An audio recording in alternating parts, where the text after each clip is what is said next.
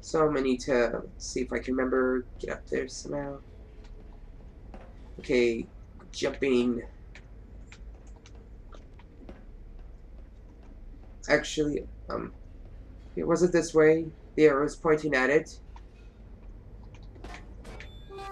There's another, and there's another droid, and shutting off. Shutting down.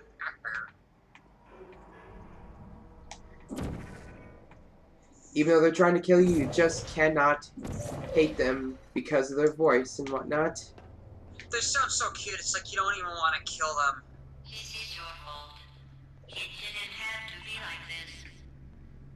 Right, you tried to kill us in the first place.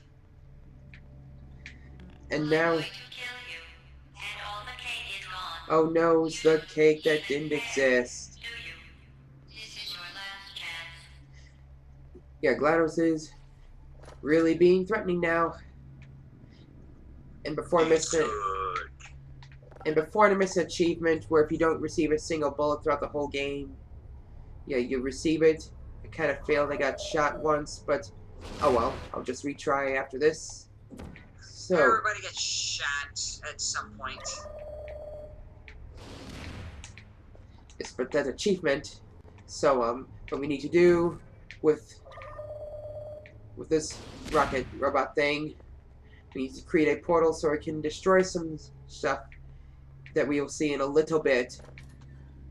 It's not played very often, but still kind of neat. Over here,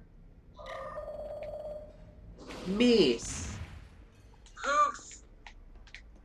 Over here it says, but first we need to. Over here once again. Come Yeah, on. you gotta bring the pipe. This one also took me a while to figure out. Yeah, I was stuck on that part as well. The puzzles are probably more challenging overall in the second game.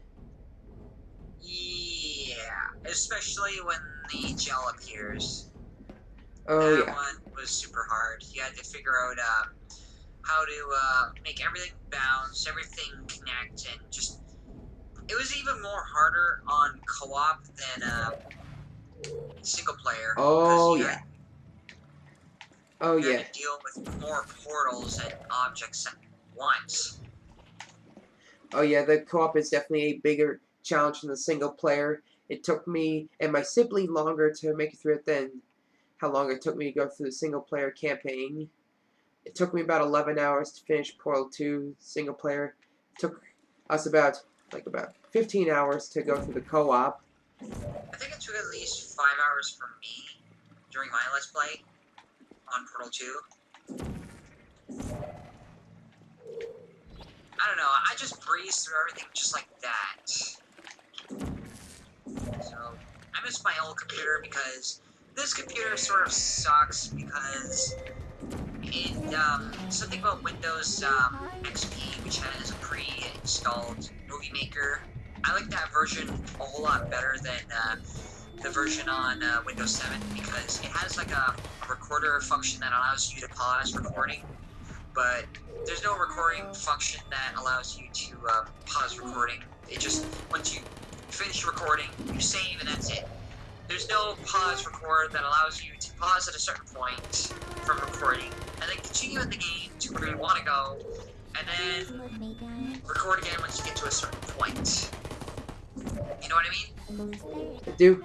And in this colossal room, you have to face a bunch of droids. This is close it gets to being combat heavy in this puzzle game. So you have to keep an eye out, or you're gonna get killed pretty much instantaneously.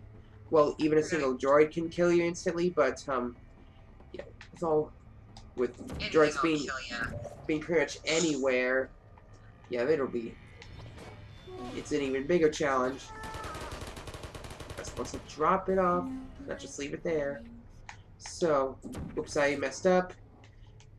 Once again, with those slopes, you may guess that we need to have fun with velocity.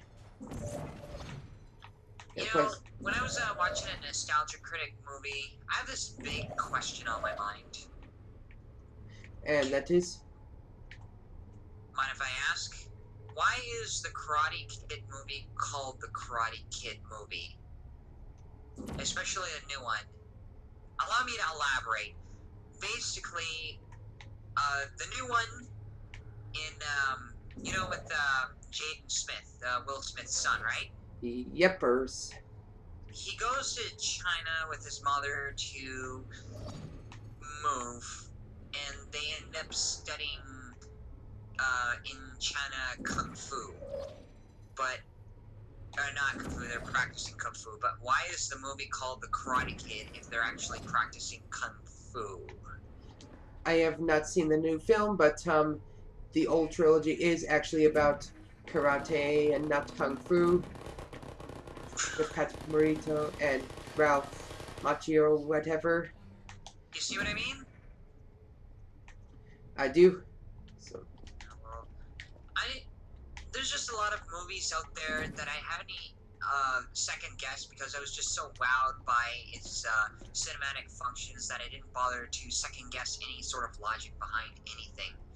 For example, there's this movie, a James Bond movie called On Her Majesty's Secret Service. This is basically an example of a cinema sin, where the beginning of the movie involves a chase between the villain and James Bond on a beach.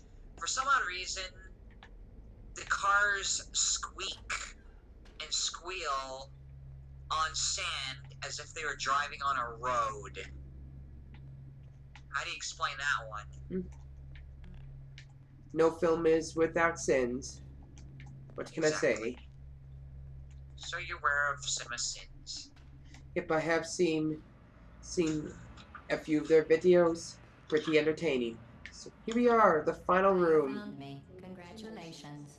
Was it worth it? Absolutely. Because despite your violent behavior, the only thing you've managed to break so far is my heart. You don't have heart. You have the Maybe major you could processor. settle for that, and we'll just call it a day. I guess we both know that isn't going to happen. You chose this path. Now I have a surprise for you. Deploying surprise in 5, 4. Time out for a second.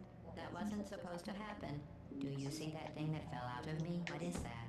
It's not the surprise. I've never seen it before. Do you know what that is? Never mind. That is It's a something. mystery I don't know what it later. is, but I will Myself. question it. Because you'll be dead. It is another Where are you core. taking that thing? All these have different personalities, and we are going to destroy My them. guess is that touching it will just make your life even worse somehow. And down it goes. Poof. Sure not to fall in that thing yourself. Did you just stuff that Can I aperture say? science thing we don't know what it does into an aperture science emergency intelligence incinerator? That would be the dumbest thing that will... Whoa. That is a personality core. That is what makes me function. But yeah, as I was saying, no movies without sin. But then again, what happens if a movie did have sin? Didn't have sin? Would it be perfect? Even though it could maintain all the balance between logical, emotional, and ethical standards without sin? Yet it would still maintain a sense of realisticness? Would that be a masterpiece? If it was able to adhere to all the standards of cinematography, of being realistic, not having special effects, being able to be ethically, logically, and emotionally appealing at the same time, without having any type of loopholes, logical fallacies, or things that were connected to today's standards. What would you call a movie that did all that?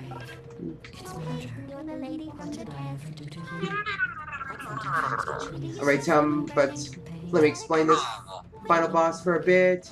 I stated that you have to destroy these cores with different personality. This one's curiosity, I guess. And there's also a time limit. Fail to do it at a certain time, the neurotoxin will get to us. You have 6 minutes. Get this game pulled a Metroid on us, and it's kind of challenging if you don't know where the cores are first. But once you do, it's nothing too bad. Nothing foil players cannot handle. And every time you destroy a core, that thing will reappear, and you have to send another rocket at Glados. And everything will get all messed up. Although, as you can see, where the course we flying up to, that one is way up there. So, We gotta find a way to get up there. we gotta go flying, sort of. How to bake a cake. This core is about, I guess. They really know how to speak.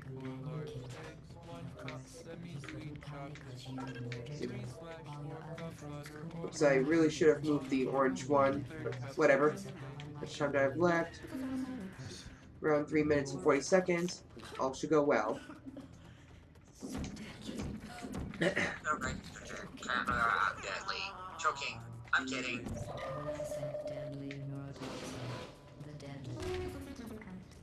Pretty good performance. What could Now it's stuck up there. What would that red one be? I think most would assume that it is anger, rage. It really seems to hate me. Of course, I'm gonna kill it, so that's legit and all. But, you know, geez, still.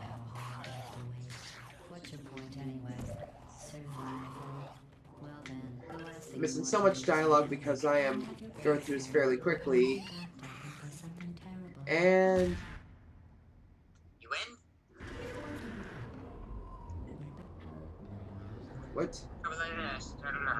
It froze for a bit, something to do with Xbox Live, but at least it's still running.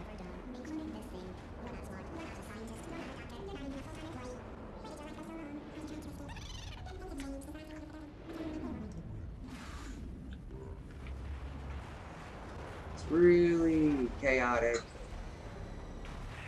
That's what happens when you get mixed up in a world of robotics and emotion. I guess they tried to make the machine alive. Valve. Still alive. Hence the upcoming song.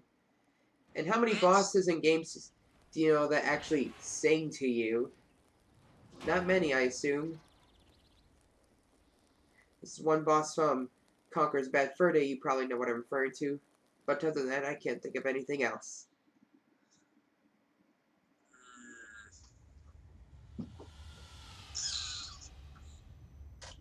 I had a few ideas.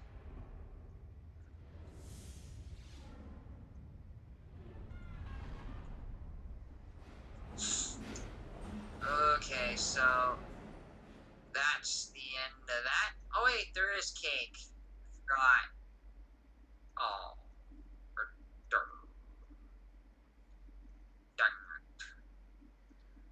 So somewhere deep dark in the depths, somewhere was cake. Just that much cake for this colossal building. So Make the a cake wish. wasn't okay. Alright, so, anything else you'd like to bring up before I end the audio? Well, I'd like to say that Portal was in fact a good game because it had a different approach to how villains were represented. It had a different way of handling certain other games. It was mostly innovative at the time when this game was released because it was a first-person shooter puzzle game. It allowed for different gameplay mechanics to be brought out. It allowed a fan base to be brought up so that people could have different ideas about how gameplay should work. It even gave people different ideas about what science actually was by, I don't know, inspiring people to give into science. But yeah, Portal was in fact a good game, inspirational at best, due to its, how should I say it? catchy theme songs, enjoyable mechanics, and unconventional villains throughout the whole entire game. But yeah, it's an interesting game. It's not like something you've ever seen before, especially during its time. What would you say about it? Well, yep, Portal is indeed a great game. There'll be more show off after this, like the hard versions of some of the stages and the bonus stuff only in the Xbox Live version. So we're gonna let you go, listen to the rest of the song. Sorry we spoke over it. This is Game Bro. Later!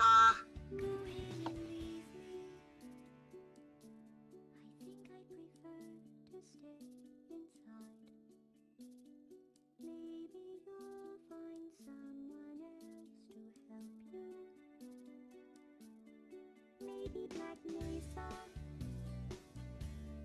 That was a joke.